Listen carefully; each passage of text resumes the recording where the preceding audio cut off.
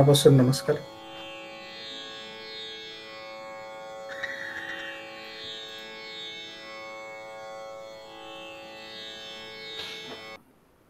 संघर्षाविना उत्कर्ष असा आजचा विषय आपण घेतलाय. ते ऐकले असं वाटतं की असं कसं शक्य आहे, संघर्षाविना उत्कर्ष म्हणजे असंभव काहीतरी आहे असं वाटतं. पण थोडं आपण काळजीपूर्वक ह्याचा विचार करूया, या संकल्पनेचा, की यत्न, प्रयत्न आणि संघर्ष अशा 3 संकल्पना लक्षात घेऊया आणि त्यानुसार पुढे जाऊया. की आपल्याला आपल्या अस्तित्वाशी निगडीत ज्या गोष्टी आपण सतत करत असतो तर त्याला यत्न म्हणता येईल. ते अत्यावश्यक असं असतं की त्याच्याखेरीज आपण जगू शकत नाही. आपलं रक्ताभिसरण आहे, श्वसन आहे, किंवा जेवण खाणं आहे, झोपणं आहे, जेवणं आहे, पाणी पिणं आहे, हे सगळं जे आहे करमणूक आहे, या सगळ्या गोष्टी ज्या आपल्याला आवश्यक असतात जगण्यासाठी, तर त्याच्यासाठी जे बेसिक करावं लागतं तर त्याला आपण यत्न म्हणू शकतो. नंतर आपण थोडंसं लहानपणी आपल्याला कोणीतरी आपल्या हालचाली किंवा आपल्या प्रवृत्ती बघून असं काहीतरी लक्षात आणून दिलेलं असेल की अरे बाबा, तू अमुक एक क्षेत्रामध्ये तुला चांगलं होईल तुझं, आणि हे तुला साचेचं आहे क्षेत्र, तुला सुटेबल आहे. म्हणजे मुलाचे पाय पाळण्यात दिसतात असं जे आपण म्हणतो, तसं दिसलं आणि आपल्या आसपासची जी लोक आहेत ती अशी चांगल्या प्रकारे आपल्याशी त्यांचं रॅपो आहे, नातं आहे, आणि लहान असल्यापासून आपल्याला ती पाहतायत आणि आपल्याला ते असं लक्षात आणून देत आहेत, त्याला अनुकूल वातावरण निर्माण करतायत घरामध्ये.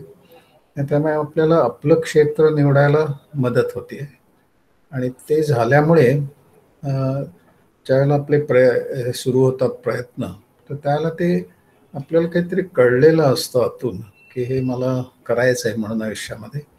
आणि ते कळल्यानंतर ज्याला आपण प्रयत्नांना सुरुवात करतो तर त्या प्रयत्नांना एक दिशा येते मग, आणि ती दिशा आपल्याला उत्कर्षाकडे घेऊन जायला मदत करते. आणि होतं काय की आपल्याला आवडीची गोष्ट आपण ज्याला करायला लागतो, जी आपल्याला कळलेली असते, आपल्या आजूबाजूच्या लोकांना कळलेली असते, आणि त्यामुळे आपल्याला त्यांनी प्रोत्साहन दिलेलं असतं वेळोवेळी, आणि त्यामुळे ती जी प्रवृत्ती असते, ती जी टेंडन्सी असते, आपली जी ॲप्टिट्यूड असते, तर ती कल जो असतो आपला तो वृद्धिंगत झालेला असतो, वाढलेला असतो, डेव्हलप झालेला असतो. आणि त्यामुळे आपल्याला कळल्यामुळे आणि आजूबाजूच्या लोकांनी त्याला अनुकूल वातावरण दिल्यामुळे, प्रोत्साहन दिल्यामुळे, त्या क्षेत्रामध्ये आपल्याला गोष्टी जास्त चांगल्या प्रकारे लवकर कळायला लागतात, आत्मसात व्हायला लागतात, त्याचं आपल्याला ज्ञान व्हायला लागतं त्या क्षेत्राचं. आणि ते झाल्यामुळे नैसर्गिकपणे आपल्याला त्याचे परिणाम चांगले मिळायला लागतात, पण त्यात रमायला लागतो. आणि ते रमणं जसं होईल तसं आपल्याला हे प्रयत्न वाटेनासे होतात. म्हणजे ते प्रयत्न असतात पण आपल्याला त्याचं ओझं नाही वाटत. याचं कारण असं की कुठे डोक्यात गोंधळ नसतो. आपल्याला काहीतरी करावं असं वाटतंय वेगळं आणि करतोय काहीतरी दुसरंच, आणि आजूबाजूची लोक काहीतरी तिसरंच सांगतायत, त्यामुळे जे गोंधळ डोक्यामध्ये होतो, तर तसा जर अजिबात गोंधळ नसेल, ते अगदी मिनिमम असेल असं म्हणूया, कारण थोडाफार कन्फ्युजन हे आयुष्यभर राहतं, अगदी मिनिमल पण अगदी थोडंसं, की जे आपल्याला प्रयत्न करायचे असतात त्याच्यात काही बाधा आणत नाहीत ते. तर असं जर आपण पाहिलं त्याच्याकडे की मला काय हवंय, मला काय समजतंय, काय जमतंय, माझं क्षेत्र कुठलं आहे, मलाही कळलंय, आजूबाजूच्यांना कळलंय, ते मला प्रोत्साहन देत आहेत, आणि त्यामुळे ते मी प्रयत्न करायला लागले की मला ते प्रयत्न वाटतच नाहीत. तासनतास आपण एखाद्या गोष्टीमध्ये रमून करत असलो, आवडीची गोष्ट, आपल्याला वेळ किती झाला कळतच नाही. असं मला तुमच्याशी बोलताना आनंद मिळतो, तर मला असं कधी त्याचं ओझं नाही वाटत की अरे बापरे आता कसं काय करायचं, पण ते एक आनंददायी गोष्ट असते माझ्यासाठी. त्यामुळे त्याच्यासाठी काही खटपट करावी लागली, त्याच्यासाठी थोडीशी ओढाताण झाली, काहीतरी धावपळ झाली, तर त्याचं असं त्रास नाही वाटत. तर तसं जी गोष्ट आपल्या आवडीची असते आणि जी आपल्याला जमते आणि जे आपल्याला कळलेलं असतं, तर त्यात प्रयत्न वाटत नाही. आणि जर प्रयत्न वाटले नाहीत, त्याचं ओझं वाटलं नाही, तर ते अधिक चांगल्या प्रकारे होत राहतात. ते चांगल्या प्रकारे झाले तर त्याचे परिणाम चांगल्या प्रकारे मिळतात. ते चांगल्या प्रकारे परिणाम मिळाले की आपण त्यात अजून रुळतो, अजून आपल्याला प्रोत्साहन मिळतं आणि आपण ते अधिक चांगल्या प्रकारे करतो, अधिक चांगल्या प्रकारे. आणि हळूहळू प्रयत्न जसजसं उत्कर्ष होईल, जसजशी तुमची विकास होईल, तुमची डेव्हलपमेंट होईल, तसतसं प्रयत्नांचं स्वरूपही बदलत जातं. अधिक प्रयत्न करावे लागतात. हे जरी खरं असलं तर त्याचं ओझं न वाटता जर प्रयत्न केले गेले तर ते फळाला जास्त चांगल्या प्रकारे येतात. म्हणून योग्य दिशेने, योग्य प्रकारे आणि योग्य प्रमाणात केलेले प्रयत्न, आणि योग ह्याचा अर्थ युक्तता असा आहे की कुठलीही गोष्ट करताना ती नेमकेपणाने करणं, याला आपण योग म्हणतो. तर आपल्याला आपल्या प्रयत्नांची दिशा कळली असेल आणि योग्य दिशेने होत आहेत, योग्य प्रकारे होत आहेत, म्हणजे त्या गोष्टीच्या साठी ज्या प्रकारचे प्रयत्न हवेत त्या प्रकारचे होत आहेत, योग्य दिशेने, योग्य प्रकारचे आणि योग्य प्रमाणात होत आहेत. योग्य प्रमाणाबाहेर प्रयत्न नाही करत होत आपण.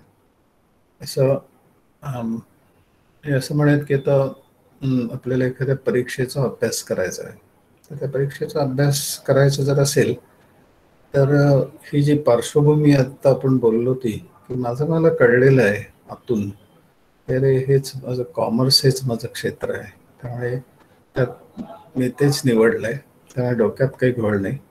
ते प्रयत्न मी करायला लागलो आणि त्यात मला आनंद मिळायला लागला, कारण माझ्या आवडीचंच आहे, ते मला समजलेलं आहे आणि ते नुसतं ग्लॅमरमध्ये गेलेलो नाही आहे.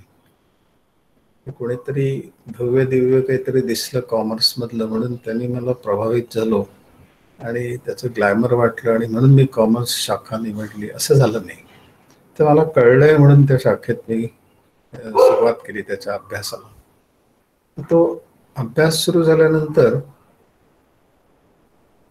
त्याच्यामध्ये जे लक्षपूर्वक आपण करू आणि त्यात रमून जाऊ, तर ते व्हायला जर लागलं तर मग ते प्रयत्न हे अगदीच त्याचे असं काही वाटेनासं झालं आणि त्यामुळे अधिकाधिक आपण प्रयत्न करू शकलो, त्याच्यातून अधिकाधिक फळं मिळाली, त्याचे परिणाम मिळाले आणि आपण असे पुढे चाललो. तर हे यत्न आणि प्रयत्न झालं. पण जिथे संघर्ष असतो, आपल्याला असे प्रसंग आलेले असतात आयुष्यामध्ये कधीतरी की काहीतरी संघर्ष करायची वेळ येते, तर त्यावेळेची आपली मानसिकता जर पाहिली आणि यत्न आणि प्रयत्नांच्या वेळची मानसिकता पाहिली तर त्याच्यातला खूप फरक आपल्याला लक्षात येतो. यत्नामध्ये कसं आहे की आपल्याला काही करता येत नाही, ते चालूच असतं आणि ते अपरिहार्य आहे. प्रयत्न योग्य दिशेने, योग्य प्रकारे, योग्य प्रमाणात झाले तर ते आपल्याला त्याचाही ओझं वाटत नाही. पण जिथे संघर्ष असतो, तुम्ही तुमच्या आयुष्यातले संघर्षाचे प्रसंग आठवून पाहिले तर असं तुम्हाला जाणवेल की तिथे कुठे ना कुठेतरी एक आक्रमकता असते, कुठेतरी मीपणा असतो की मी असं म्हणतोय आणि समोरची व्यक्ती ते ऐकत नाही आणि तिने ते ऐकलं पाहिजे आणि ती माझ्यापेक्षा ज्ञानाने, वयाने लहान असेल तर मला तो अजून त्याच्यावरती दबाव टाकून माझं म्हणणं त्याच्या गळी उतरवण्यासाठी आक्रमकतेने बोलावंसं जर वाटत असेल तर त्यातनं जे निर्माण होतो तो संघर्ष असतो.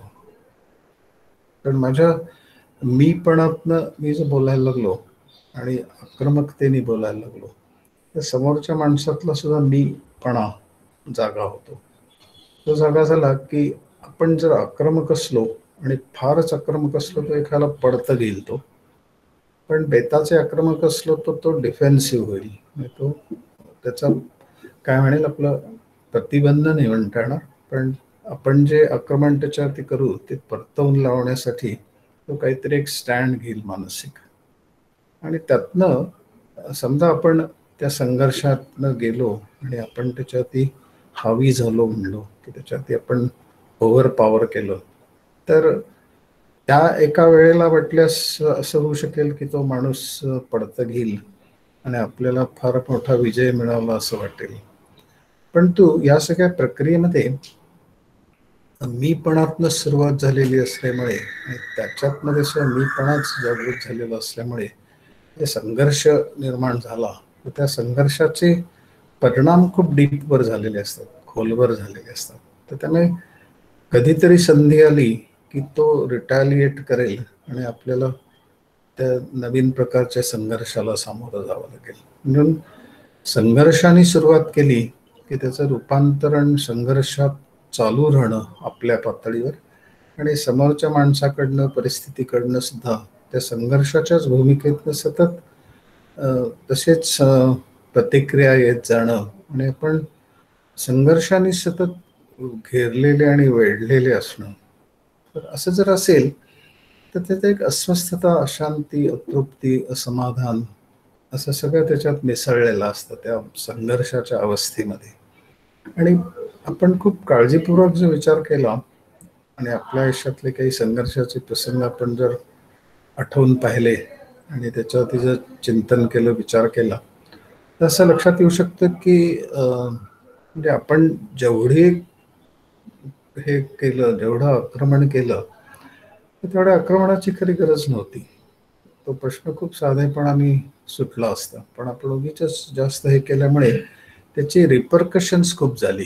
आयुष्यभर आपल्याला काही ना काही स्वरूपामध्ये त्याचं आक्रमण, प्रति आक्रमण, मग पुन्हा आक्रमण, मग प्रति आक्रमण, ह्याच्यामध्ये आपलं खूप शक्ती, वेळ, क्षमता सगळं वाया खूप गेलं. असं आपण जर काळजीपूर्वक विचार केला तसं आपल्या लक्षात येऊ शकतं की संघर्ष हा नेहमी संघर्षाला जन्म देतो आणि संघर्षातनं संघर्ष निर्माण झाला आणि तो संघर्ष जर मल्टिप्लाय झाला, वाढत गेला, तर आपलं जगणं सगळं खूप असं कठीण आणि ताणतणावपूर्ण व्हायला लागतं.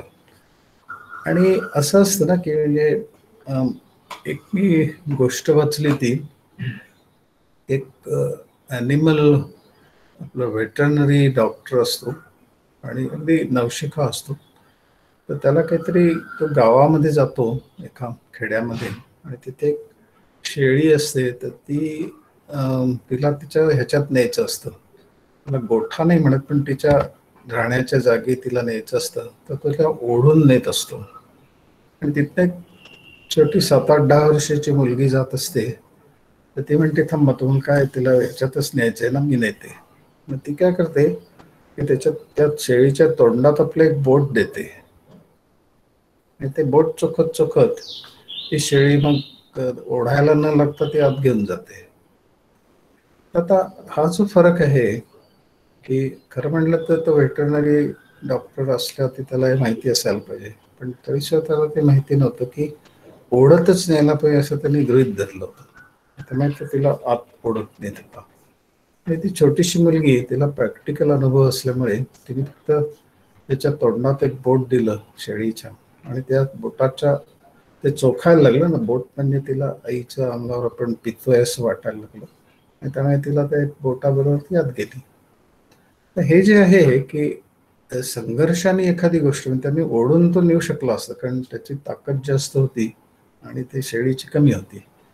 आणि या मुलीने ते युक्तीने केलं. म्हणजे घडलं तेच की यांनी ओढून नेलं असतं तरी ती शेळी आत गेली असती आणि तिने नेल्यावरती ती आतच गेली. तर वाईजली कुठलीही गोष्ट जर केली तर संघर्ष टळून कृती ती चांगल्या प्रकारे होतेच ना. असं काही गरज नसते ना की दरवेळेला असं पेटून उठून भांडायच्याच भूमिकेमध्ये कुठली गोष्ट करायला पाहिजे, असं काही नसतं. आपली मानसिकता जर करेक्ट असेल तर आपण हे योग्य प्रकारे परिस्थिती संघर्षाची जरी असली ती एखाद्याला हाताळणं सोपं जातं आपल्याला. पण तो जो मीपणा असतो तो इतका हे असतो, दृढ झालेला असतो आतमध्ये माणसाच्या, आणि तो जितका असा काय म्हणूया सघन होईल, कॉन्क्रिटाईज होईल, तेवढं त्याचं हेही केलं जातं की असं म्हणजे खूप असा आक्रमकपणाने बोलणारा जो माणूस असतो तर तो खूप त्याला आत्मविश्वास आहे असा सगळ्यांचा भ्रम होतो. ॲक्च्युली असं नसतं ना. आता ही जर सिच्युएशन पाहिली तुम्ही, आत्ता मी उदाहरण दिलं ते, तर वाईजली एखादी गोष्ट करणं त्याच्यामध्ये जे शक्तीचा, वेळेचा व्यय जो असतो तो खूप कमी होऊन जातो. उगीच प्रत्येक गोष्टीत आपण जर ओढाताण आणि भांडणाचीच भूमिका घेतली तर त्याच्यामध्ये इतका वेळ जातो वाया आणि शक्ती वाया जाते की आपण असे गलितगात्र होऊन जातो नंतर. आणि असे आपण पाहतो ना की पिढ्यानपिढ्या त्यांची वैर चालू असतात आणि त्याचं त्यांना खूप भूषण वाटत असतं की आमचं म्हणजे कुठल्या तरी पूर्वजांनी काहीतरी केलेलं असतं चुकीची गोष्ट, आपलं वर्षानुवर्ष पिढ्यानपिढ्या चालू आहे ते वैर आणि ह्यांनी त्यांना मारायचं त्यांनी ह्यांना मारायचं नाही असं आपलं चालू आहे. तर तसं तत्वतः जर पाहायला गेलं तर हे वेळेचं अपव्यय आहे ना आणि आपलं आयुष्य फार प्रेशस आहे आणि तो जर आपण असा वेळ इकडे तिकडे वाया घालवला तर आपल्याला जे मौलिक गोष्ट जी करायची तर ती होत नाही. मग आपल्या आवडीची गोष्ट करणं त्याच्यातनं आपला विकास साधणं नंतर आपला उत्कर्ष साधणं तर एक भौतिक पातळी ते आवश्यकच असतं कारण तो विकास साधला आणि त्याच्यामुळे आपल्याला थोड्याशा सोयी सुविधा जर मिळाल्या तर आपण जरा स्थिरस्थावर झालो आपल्या आयुष्यामध्ये तर आपल्याला काही अध्यात्मातले जे मूलभूत गोष्टी असतात तर त्या समजून घेणं आणि त्याच्यानुसार जगणं आपल्याला शक्य होतं. नाही तर आपण त्या संघर्षाच्या ह्याच्यातच राहिलो काय म्हणतो अध्यात्माकडे सुद्धा आपण एक संघर्ष म्हणून बघायला लागतो आणि मला काहीतरी करून दाखवायचंय. मी आता योगाचा अभ्यास करायला लागल्यावरती आता मी ती काय वाटेल ते झालं तर ती कैवल्यावस्था अनुभवणारच असं पेटून उठून जर आपण त्या कैवल्यावस्थेच्या पाठीमागे लागलो तर ती कैवल्यावस्था पुढे पुढे जाईल आणि आपण तिच्या मागे पळत राहू आणि जन्मानुजन्म असं पळणं चालू राहील आणि ती कैवल्यावस्था कधीच येणार नाही. याचं कारण असं की आध्यात्मिक पातळीवरती जर विचार केला तर तो जो उत्कर्ष आहे तर तो अगदी निश्चितपणे प्रयत्न साध्य नाही आहे आणि कष्ट साध्य तर अगदी नक्की नाही आहे.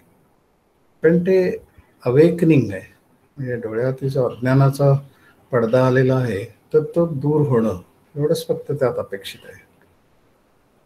ही खोली आत्ता आपण कार्यक्रम असल्यामुळे त्याला दिवा वगैरे लावलेला आहे समोर माझ्या, पण दिवे गेले किंवा आपण मालवले इथे अंधार निर्माण होईल.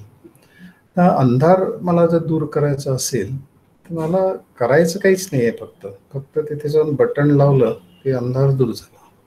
आता बटन लावणं हे त्यामानाने फारच कमी प्रकारचे किंवा त्याला खूप कष्ट होणार नाहीत अशा प्रकारचे प्रयत्न आहेत.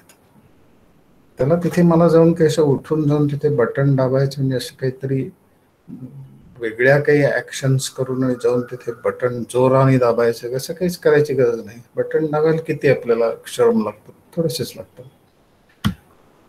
तर मुद्दा असा की आध्यात्मिक पातळीवरती जी अनुभूती जी असते तर ती फक्त एवढीच आहे की अज्ञानाचं आवरण दूर व्हावं.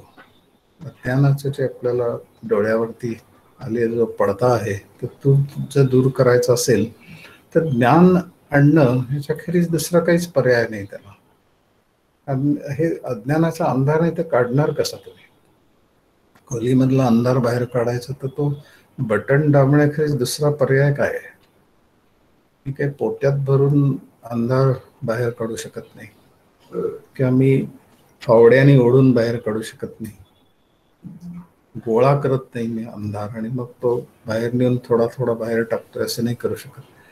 तर हे सगळं जर आपण लक्षात घेतलं आणि मला जर माझ्या जीवनातलं अज्ञान दूर करायचं असेल आणि माझ्या जीवनामध्ये जर ज्ञान प्रकट होणार असेल त्याचं मला आनंद घ्यायचा असेल आणि तो चिरकाल आनंद घ्यायचा असेल तर आपल्याला खूप वाईजली खूप समजदारपणाने गोष्टी कराव्या लागतात.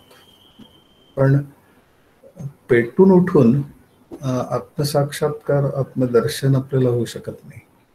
पेटून उठून नाही होत.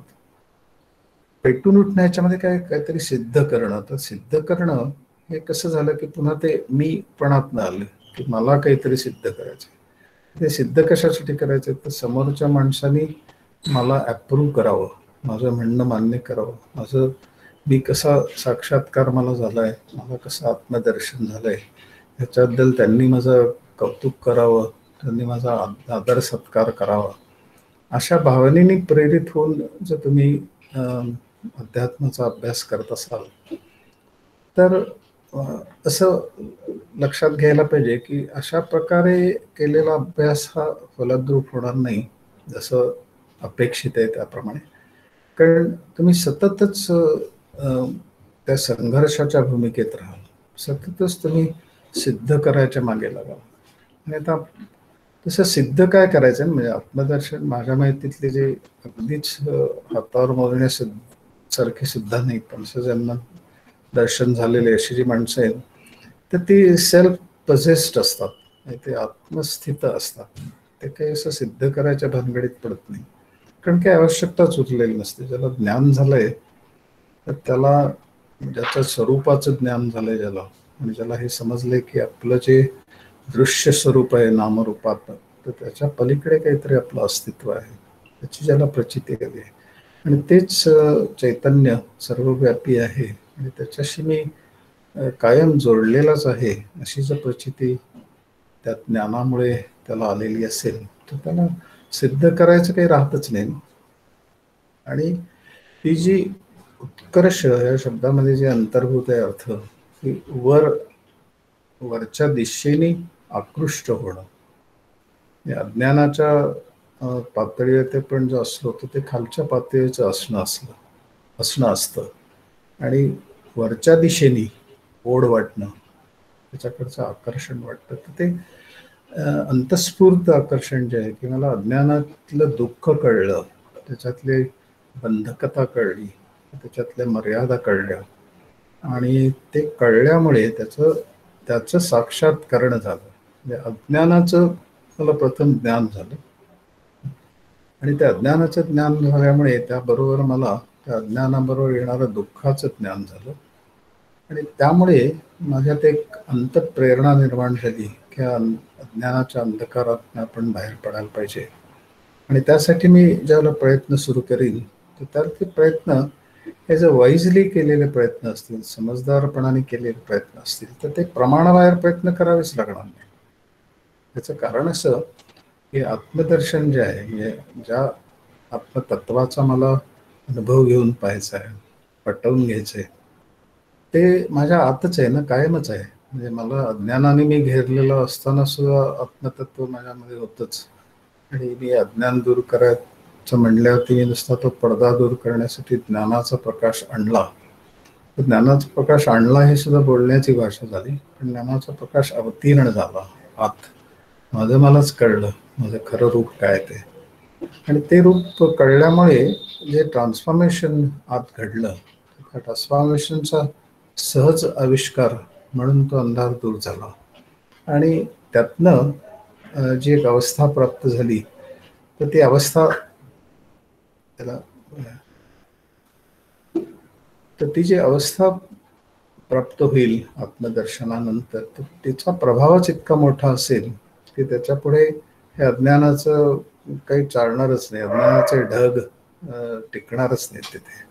आप्पांचा एक फार सुंदर त्याचा अभंग आहे, तो तर आपण ह्या 21 जूनला ऐकणार आहोत की त्याच्यामध्ये त्यांनी असंच म्हणलं की अज्ञानाचा अंधकार दूर झाल्यानंतर माझ्या अंतरिक्षामध्ये माझ्या अंतरंगामध्ये तारकांचा प्रकाश पडायला लागला आणि त्याच्यातनं जे काही पीक यायला लागलं आत आनंदाचं आणि ज्ञानाचं, तर ते अमाप एवढं पीक होतं निर्माण होत राहिलं सारखं की आता मी कसं ते मोजू असं मला प्रश्न पडला. तर ही जी क्षमता आहे, ही जी अनुभूती आहे की मला माझ्या आत्मतत्वाच्या अस्तित्वाची जाणीव झाली आणि त्याचं स्वरूप मला चांगल्या प्रकारे कळलं आणि त्याचा आविष्कार माझ्या आयुष्यात कसा होतो याचं मला समजायला लागलं. तर त्यातनं एक आकर्षण त्या वरती जाण्याविषयी म्हणजे ज्ञानाच्या पातळीवरती वरती जाण्याविषयीचे जे ओढ निर्माण होणं आहे. आता हे आकर्षण आणि आपल्याला भौतिक गोष्टींमध्ये वाटणारं जे आकर्षण आहे, म्हणजे आता आंब्याच्या सीझनमध्ये आंबा खावासा वाटणं, हापूसचा आंबा, त्यात तो देवगडचा किंवा अलिबागचा आमचा जवळचा, ते फारच गोड असतात ते. तर त्याच्याविषयीचं आकर्षण आणि आत्मदर्शनाची झलक मिळाल्यामुळे तुम्हाला त्या आत्मस्थितीविषयी वाटणारं आकर्षण जमीन असण्याचा फरक असतो. कारण पहिल्या प्रकारच्या मध्ये म्हणजे आंब्याचं आकर्षण हे तुम्हाला आंब्याच्या आकर्षणात अडकवून ठेवतो. पण हे जे आकर्षण आहे ते तशा प्रकारचं आकर्षण नाही, ते एक ओढ आहे, आतून निर्माण झालेली एक नैसर्गिक ओढ आहे, त्या ज्ञानाच्या दिशेने घेऊन जाणारी ओढ आहे. तशी जर निर्माण झाली तर त्यातनं जो होईल तो उत्कर्ष असेल. उत्कर्षाचा अर्थ वरच्या दिशेने निर्माण होणारं आकर्षण. हे ज्ञानाच्या पातळी मला अधिकाधिक चांगल्या प्रकारे ज्ञान व्हावं अशी जी एक प्रेरणा असते आत निर्माण झालेली, तर ती प्रेरणाच तुम्हाला अध्यात्मामध्ये असेल किंवा भौतिक जीवनामध्ये सुद्धा तीच तुम्हाला वरती घेऊन जाते आणि तुम्हाला अधिकाधिक त्याच्यामध्ये प्रगल्भ करते, प्रवीण करते. तर त्या दृष्टीने पाहायला जर गेलं तर योग्य दिशेने, योग्य प्रकारे, योग्य प्रमाणात केलेले प्रयत्न आणि त्यांनी मिळणारं यश, याच्यामुळे आपल्याला आपल्या क्षेत्रातच आपण आहोत, आपल्याला जे कळलेलं क्षेत्र आहे तर त्यामुळे त्यात आपला विकास सुरू झाला, उत्कर्ष सुरू झाला. त्या उत्कर्षातनं आपल्याला काही काही असे अनुभव यायला लागले की जे आपल्याला पुढचे अनुभव घेण्यासाठी प्रेरणा द्यायला त्यांच्याकडनं मिळायला लागली. असं जर अखंड चालू राहिलं तर भौतिक पातळीवरती सुद्धा आपण यत्न प्रयत्न याच्या नंतर उत्कर्षाकडे जाऊ, म्हणजे भौतिक उत्कर्षाकडे जाऊ. पण त्याच्यातला फोकस हा आपल्या क्षेत्रातलं आपलं अज्ञान दूर करणं आणि अधिकाधिक त्याची बारकाईने अभ्यास करत राहणं, त्या अभ्यासातला आनंद मिळवणं, हीच जर प्रेरणा राहिली तर त्यातनं जो विकास होईल तर तो मर्यादित स्वरूपाचा विकास असणार नाही, तर तो तुम्हाला खूप वरच्या पातळीवरती तुमच्या क्षेत्रामध्ये घेऊन जाईल आणि तो खऱ्या अर्थाने मग उत्कर्ष असेल. तर लक्षात असं आपण घेऊयात की भौतिक पातळीवरच्या प्रयत्नांमधनं देखील उत्कर्ष साधू शकतो, फक्त ते प्रयत्न योग्य प्रकारे, योग्य दिशेने, मी मगाशी म्हणलो तसं योग्य प्रमाणात झाले पाहिजे. प्रमाणाबाहेर प्रयत्न केल्याने काही मोठं साध्य होईल असं नाही. वाईजली आणि स्मार्टली अभ्यास केला पाहिजे आपापल्या क्षेत्राचा. तर त्यात आपण विकास जसा साधेल तसा उत्कर्ष, म्हणजे त्यात अधिकाधिक मला ज्ञान करून घेण्याची जी प्रेरणा निर्माण होईल, तर ती माझं क्षेत्र असेल आणि त्यात मला सोपं जात आहे, सगळ्या गोष्टी कळणं मला रिलेटिव्हली आवडीमुळे सोपं जात आहे आणि मला काही त्याचं काही ताण येत नाही, ओझं वाटत नाही, तर दीर्घकाळ मी प्रयत्न सहजपणे करत राहू शकेन. आणि तसं करायला गेलं की भौतिक उत्कर्ष होणारच आहे. पण कुठल्याही क्षेत्रात तुम्ही गेला तर तिथे तुम्हाला तुमचा सबस्टन्स काय आहे, तुमच्या आत काय आहे याच्यावरतीच तुमची प्रगती ठरणार आहे. नुसतं तुम्ही कसं प्रोजेक्ट करताय स्वतःला ह्याच्यावरती अवलंबून राहणार नाही. तर ते जसं भौतिक पातळीवरती आपण विचार केला की तिथे जे प्रयत्न आहेत ते करावे लागणार आहेत, तसं आध्यात्मिक पातळीचा जर विचार केला तर तिथे सुद्धा प्रयत्न करावे लागणार आहेत, पण तो वाईजली केलं, त्याचं जर अध्ययन वाईजली केलं, साधना योग्य प्रकारे केली तर फार त्याचे कष्ट पडणार नाहीत. मी अंधाराचं जे उदाहरण घेतलं, ते अंधार अज्ञानाचा दूर करण्यासाठी फक्त अंधार आहे हे मला कळलं पाहिजे आणि ते दूर करण्याचा मार्ग मला माहिती असेल पाहिजे. आणि तो जर माहिती असेल तर मला कमी श्रमामध्ये माझा अंधार मी दूर करीन. तसंच जसं खोलीतला अंधार आहे तसं माझ्या डोक्यातला अंधार आहे, माझ्या जीवनातला अंधार आहे, अज्ञानाचा आहे. तर तो दूर करण्यासाठी सुद्धा मला ते जे बटन कुठलं आहे ते कळायला पाहिजे. तर त्याच्यासाठी मी ग्रंथांची मदत घेतली, त्यातली जी जाणकार व्यक्ती आहेत त्यांची मदत घेतली, त्यांच्या सान्निध्यात राहिलं, त्यांच्याकडनं असं शिकण्याच्या भूमिकेतनं त्यांच्या सान्निध्यात राहिलं. तर खूपशा गोष्टी अशा असतील की ज्या पुस्तकात नसतात, त्या आपल्याला त्यांच्याकडे पाहून त्यांच्या सान्निध्यातच कळतील. म्हणून आपल्याकडे ते गुरु शिष्य नातं जे महत्वाचं मानलं गेलं ते त्यासाठी की गुरोस्तु मौनम व्याख्यानम शिष्यास्तु छिन्न संशय, की त्याच्या सान्निध्यात तुम्ही आहात आणि त्यांना नुसतं ऑब्झर्व करताय. ते ऑब्झर्व करता करता काही काही तुमचे संशय दूर होत आहेत, तुमचे ज्ञान दूर होत आहे. तर ह्या प्रकारचा जो अभ्यास आहे त्याला स्मार्ट अभ्यास म्हणता येईल. आपण काळजीपूर्वक अभ्यास करतोय आणि अज्ञानाचं ज्ञान करून घेण्यापासून आपण सुरुवात करतोय. आणि त्यामुळे आपल्याला एक आतून दृष्टी मिळायला लागली आणि त्या दृष्टीच्या मदतीने आपलं ते अज्ञान दूर करण्याची जी प्रक्रिया आहे ती अधिकाधिक रिफाईन होत चालली, अधिकाधिक सूक्ष्म आणि सखोल होत चालली. आणि त्यामुळे आपल्या आयुष्यातलं क्षणाक्षणाला निर्माण होणारं जे अज्ञान आहे ते क्षणाक्षणाला तितक्याच चांगल्या प्रकारे दूर होणं सुद्धा आपल्याला शक्य व्हायला लागलेलं आहे. आणि तसं जर झालं तर अज्ञान निर्मूलन जे आहे तर ती अखंड चालणारी जी प्रक्रिया आहे तर ती खूप चांगल्या प्रकारे चालू राहील.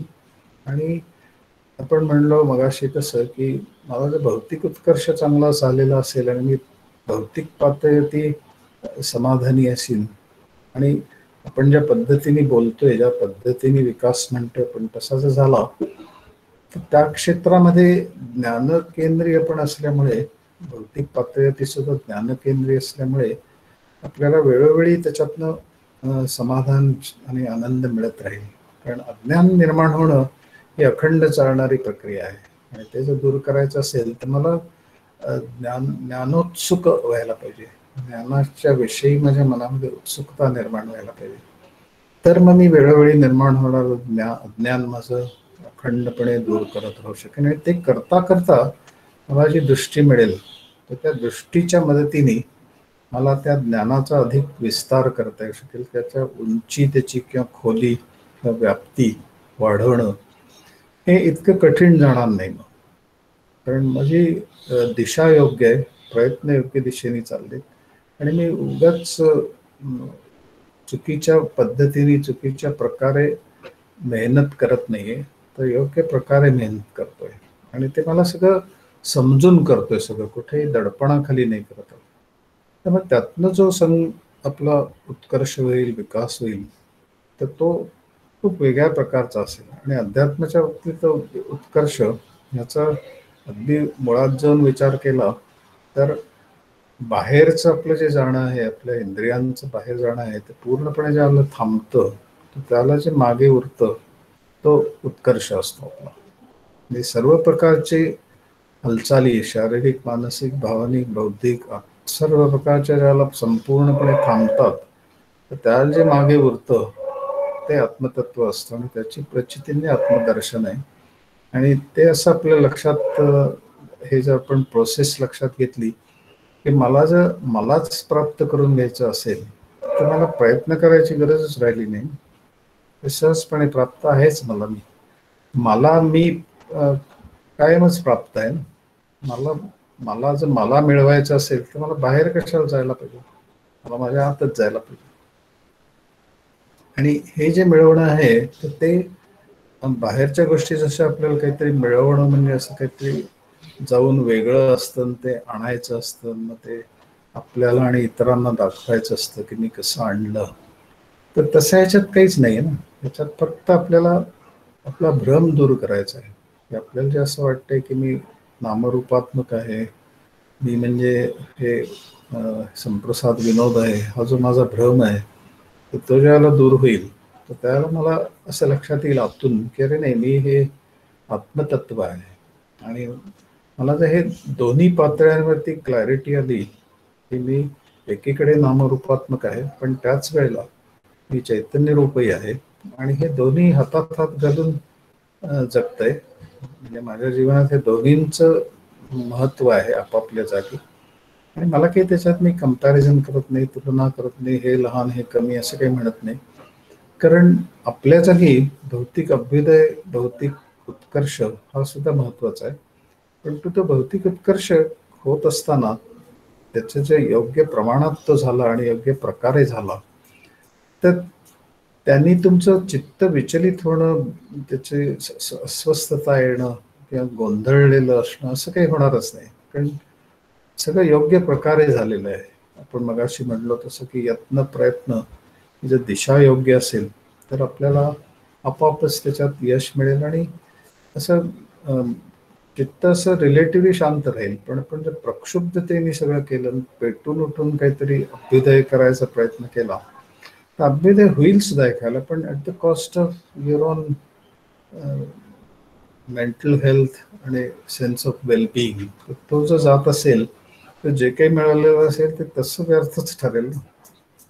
कारण शेवटी असं आहे ना की आपण जे काही करतो तर ते त्याचा आस्वाद घेणं जे आहे ते जर आपल्याला शक्य झालं तर त्या मिळवण्याला सुद्धा एक वेगळा डायमेन्शन येतं किंवा वेगळा अर्थ प्राप्त होतो. पण आपल्याला जर 50-60 वर्ष खूप धडपड करतोय आपण, काहीतरी खूप भव्य दिव्य मिळवलं आणि त्याच्या जोडीला आपल्याला रक्तदाब आणि मधुमेह आणि अजून काही विकार जडले, व्यसनं जडली, तर त्या अभ्युदय किंवा उत्कर्षाचा अर्थही नव्हतो मग त्यानंतर.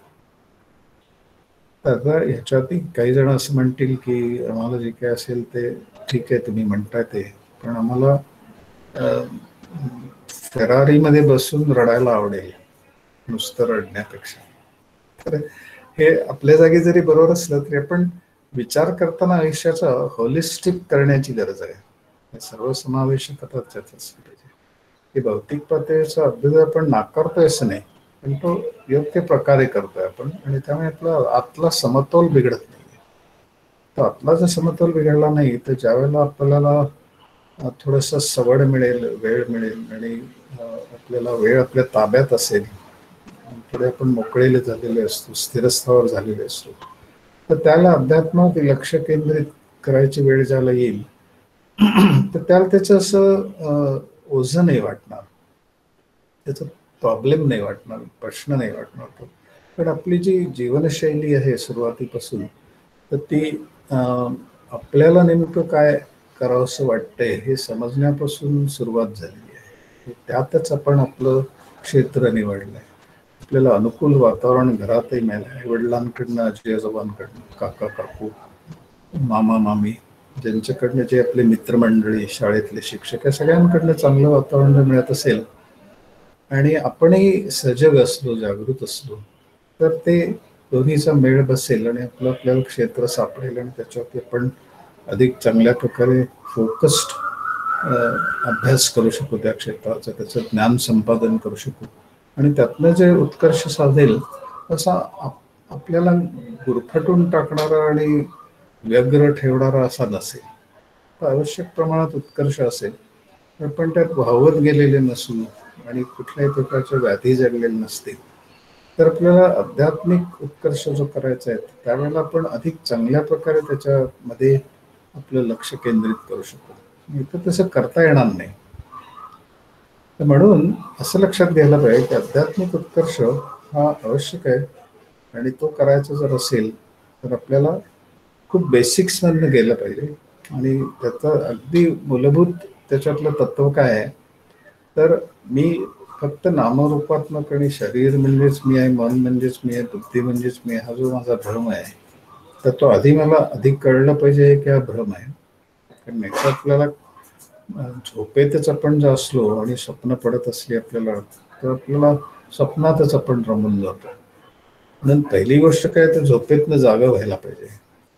तसं आपल्याला भ्रम आहे, आपलं जे असणं आहे, अस्तित्वात असणं आहे, त्याचा जो आपण अर्थ लावतोय तो फक्त नामरूपात्मकच लावतोय असं जर असेल आणि हा भ्रम आपला दूरच झाला नाही आणि तसं आपण काही प्रयत्नच केले नाहीत काही, तर त्या भ्रमातच आपण गुरफटलेलं राहू आणि सतत त्या अज्ञानाच्या प्रभावाखाली आणि कायम त्यामुळे दुःखी आणि मर्यादित स्वरूपाचं आपण आयुष्य जगू. पण जर आपल्याला आपल्या भ्रमाचं ज्ञान झालं, अज्ञानाचं ज्ञान झालं आणि तिथून सुरुवात झाली, तर आपण ते ज्ञान ज्यावेळेला आपल्या जीवनामध्ये अवतीर्ण होईल, प्रकट होईल, तर त्याला आपण तयार असू. त्याला एकदम ते आलेलं नसेल तर आपली प्रक्रियेतनं आपण त्या सगळे गेलेले असल्यामुळे आपल्याला ते ज्यावेळेला प्रकट होईल तर त्याला आपल्याला असा धक्का बसणार नाही, कारण काहीतरी वेगळंच वाटतंय मला, असं नाही होणार. पण तुम्ही अज्ञानाचं ज्ञान कंटिन्युअसली करून घेत असाल तर ते ज्ञान करून घेता घेता तुमची ज्ञान करून घेण्याची क्षमता इतकी वाढलेली असेल, त्यामुळे ज्यावेळेला प्रत्यक्ष आत्मज्ञानाची वेळ येईल तर त्यावेळेला तुम्ही प्रिपेअर्डच असाल ऑलरेडी. तुम्हाला ते असं लक्षात येईल की अरे, हे अज्ञानाचं ज्ञान करून घेणं ही सुद्धा प्रक्रिया एवढी काही श्रम निर्माण करण्याने नव्हती आणि त्याच्यातनं आत्ता जे माझ्या पुढे माझ्या जीवनात जे अवतीर्ण झालंय, कारण आत्मदर्शन किंवा आत्मसाक्षात्कार या गोष्टी काही अशा ओढून ताणून आणायच्या गोष्टी नाही आहेत ना, त्या अवतीर्ण होतात, प्रकट होतात. आणि त्या प्रकट होण्याची जी पूर्वतयारी आहे ती म्हणजे साधना असते. आपण जी साधना करतो तर ध्यान, ध्यानमय योगासन, ध्यानमय जगणं अशी थीम घेऊन आपण जी साधना करतो, त्याच्यामुळे तेच हेतू आहे ना, की निर्विचारतेवरतीच सुरुवातीच्या अगदी पहिल्या दिवसापासून जो भर दिला जातो त्याचसाठी आहे ना, की मीपणा जो आहे तर तो विचाररूप असल्यामुळे मी जर पूर्ण निर्विचारच झालो तर ते माझा मी सुद्धा गळून पडला. माझा तुझं गळून पडला तर जे मागे उरेल ते माझं स्वरूप असेल, माझं आत्मतत्व असेल आणि त्याचं दर्शन मला आपोआपच होणार आहे. म्हणून माझ्या मीचं दर्शन घेणं, माझ्या मीने निर्माण केलेल्या भ्रमाचं दर्शन घेणं, इथून सुरुवात होईल. आणि मग ते मीचं दर्शन झालं, त्याचं वेळोवेळी आपल्याला त्याच्या मर्यादा लक्षात आल्या आणि तो गळून पडला तर जे मागे उरेल ते आत्मतत्व असेल. आणि त्याचं दर्शन हे असं लक्षात येईल आपल्याला की अज्ञानाचं ज्ञान करून घेतानाही मला काही फार कष्ट पडले नाही आणि विनासायास झालं ते. आणि अध्यात्माचं जे उद्दिष्ट आहे आत्मदर्शन हे, तर हे सुद्धा मला असं आतून माझ्या लक्षात आलं की अरे मला समजलंय आता सगळं. पण ते समजलंय हे आपल्याला कळल्यानंतर ते सगळ्यांना कळावं याच्यासाठी असे वेगळे काही प्रयत्न करण्याची आवश्यकताच उरली नाही. पण मला मी समजलोय हे जाहीर करायची काही गरजच नाही ना. असं काय त्याच्यात मोठं आहे ना, मला मी समजून घेतलं. आता बऱ्याच जणांना ते माहिती नसतं म्हणून ते फार भव्य दिव्य वाटतं, परंतु खरं म्हणजे आपल्याला जे खूप साधेपणाने डोळे उघडे ठेवून जरी विचार केला तरी हे लक्षात येण्यासारखं असतं की आपलं जे मी म्हणून अस्तित्व आहे तर त्याचा जो एक मर्यादित भाग आहे त्याच्या पलीकडे काहीतरी एक अमर्याद आपलं अस्तित्व आहे आणि ते मला त्याचा एक अंश माझ्यामध्ये आहे. आणि त्याची जर प्रचिती मी घेऊ शकलो तर खऱ्या अर्थाने मला अध्यात्म साध्य झालं असं म्हणता येईल. आणि ते जर साध्य झालं तर ते स्वरूपच सगळीकडे आहे याची जर प्रचिती आली तर त्याच्या पलीकडे काय आहे अध्यात्म. म्हणून हे जर करायचं असेल, हे जर साध्य करायचं असेल, मला मला शोधायचं असेल, मला सापडवायचं असेल तर माझे प्रयत्न थांबवले तरच मला मी सापडेल ना. पण प्रत्येक प्रयत्न मला माझ्या मीपासून, माझ्या स्वरूपापासून दूर घेऊन जाणार.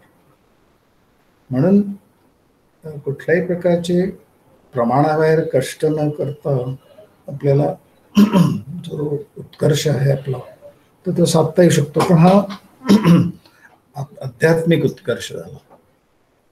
आणि दिशा जर योग्य असेल प्रयत्नांचं आणि सगळं आपल्याला समजून सगळं करत असलो तर भौतिक उत्कर्षही आपला होऊ शकतो.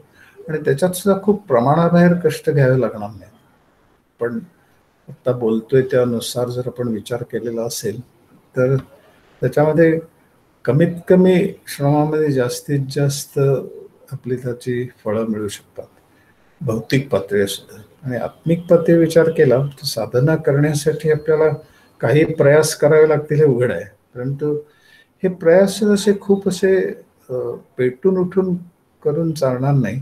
तर डोळे उघडणं आणि अज्ञान दूर करणं एवढ्या पुरतेच ते आपल्याला मर्यादित ठेवायला लागतील. आणि तसं जर झालं तर खऱ्या अर्थाने आपल्याला संघर्षाविना उत्कर्ष म्हणजे काय याचं एक दर्शन घडेल. म्हणजे दोन्ही पातळ्यांवर, भौतिक पातळीवर घडेल आणि आध्यात्मिक पातळीवर घडेल. आणि दोन्ही पातळीवरती जर हे हे जे तत्व आहे, हे जे संकल्पना आहे की संघर्षाविना उत्कर्ष, हे जर आपल्याला आतून कळलं तर त्यानंतर जो बॅलन्स आपल्या आयुष्यामध्ये निर्माण होईल दोन्ही मधला, म्हणजे भौतिक जगणं, भौतिक उत्कर्ष आणि आध्यात्मिक उत्कर्ष, याच्यामध्ये कुठलंही कमी जास्त मानलं नाही, पण दोन्हींना सम स्थान दिलं, एकच स्थान दिलं. आणि तो जो बॅलन्स असेल तर तो बॅलन्स म्हणजे खऱ्या अर्थाने योग आहे. योग हे जोडणं जे म्हणलंय तर ते अशा अर्थाने सिद्ध आहे की भौतिक आणि आत्मिक याच्या पातळीचा जो जोड आहे तर तो जोड आहे असं कळता सुद्धा कामा नये असा तो जोड असेल. उत्तम जोडाचं लक्षणच ते आहे की तो कुठे जोडलंय नेमकं ते कळत नाही. आपण जे हे करतो, वेल्डिंग करतो, तर उत्तम वेल्डिंगचा अर्थ काय, कुठे वेल्डिंग केलंय ते कळत नाही. हे आपण जोडी म्हणतो, नवरा बायकोंची जोडी म्हणलं तर ते जर खूप चांगल्या प्रकारे त्यांचं एकमेकांच्या विषयीचं जे भावना आहेत किंवा त्यांचं जे जगणं आहे ते एकत्र खूप चांगल्या प्रकारे जर झालेलं असेल, तर त्याच्यामध्ये तो जो जोड त्यांच्यात निर्माण होतो तो सुद्धा असा सीमलेस असतो. म्हणजे एकमेकांना समजून घेत असताना त्यांना असं खूप काही बोलत बसायला लागत नाही, नुसतं नजरेने बोलू शकतात ते आणि कळतं त्यांचं म्हणणं एकमेकांना काय आहे ते. मुद्दा असा की जिथे जोड आहे तिथे योग आहे, आणि जिथे जोड आहे हे कळत नाही तिथे तो उच्च प्रतीचा योग आहे. तसं भौतिक पातळीचा अभ्युदय हा आपल्या जागी योग्य आहे, आत्मिक पातळीचा आपल्या जागी योग्य आहे. दोन्हीच आपल्या आयुष्यात समसमान स्थान आहे. हे लक्षात येणं, हे समजणं, याचा अर्थ असा की आपल्याला संघर्षाविना उत्कर्ष याचा नेमका अर्थ कळला, आणि तसा तो मला सगळ्यांना साधनेच्या मदतीने, चिंतनाच्या मदतीने, अभ्यासाच्या मदतीने, आणि तुम्हाला ते आतून कळावं, आतून ते सगळं तुमच्या जीवनात ते अवतीर्ण व्हावं. ते भौतिक पातळीचं ज्ञान, आत्मिक पातळीचं ज्ञान, आणि दोन्हीचा खूप चांगल्या प्रकारे मेळ घालण्याची तुम्हाला प्रेरणा मिळावी अशी